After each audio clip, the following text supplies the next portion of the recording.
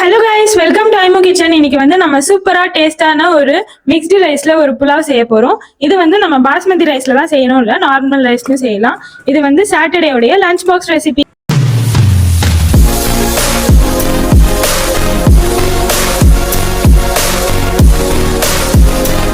இந்த ரெசிபி வந்து நம்ம 2 பேருக்கு தான் செய்ய போறோம். அதனால ஒரு சின்ன அடிகனமான பாத்திரத்தை நம்ம எடுத்துட்டு அதுல வந்து கொஞ்சம் ஆயில் சேர்த்துக்கிட்டு கூட கொஞ்சம் சீரகம், வெங்காயம் வந்து நீட்டமாக நறுக்கி வச்சிருக்க வெங்காயத்தை வந்து நம்ம சேர்த்துருக்கோம். நான் ஒரு வெங்காயம் தான் சேர்த்துருக்கேன்.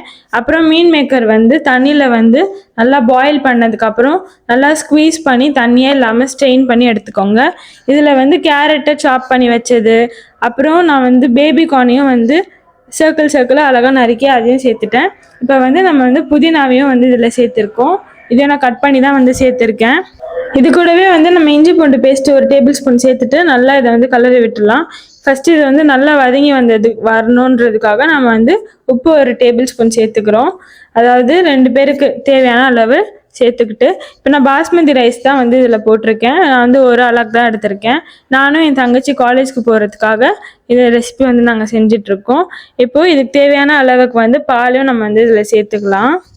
நம்ம இந்த அரிசி வேகிறதுக்கு வந்து தண்ணி ஊற்றுறதை விட பால் ஊற்றுனீங்கன்னா தான் வந்து உங்களுக்கு செம்ம டேஸ்ட்டாக இருக்கும். கண்டிப்பாக ட்ரை பண்ணி பாருங்கள். அப்புறம் பால் பாத்திரத்துலேயே அந்த தண்ணியும் நம்ம லேசாக கலந்து அந்த தண்ணி வந்து இதில் சேர்த்து விட்டுருக்கேன். இதை வந்து நல்லா இப்போ வந்து வெந்து வரணும்.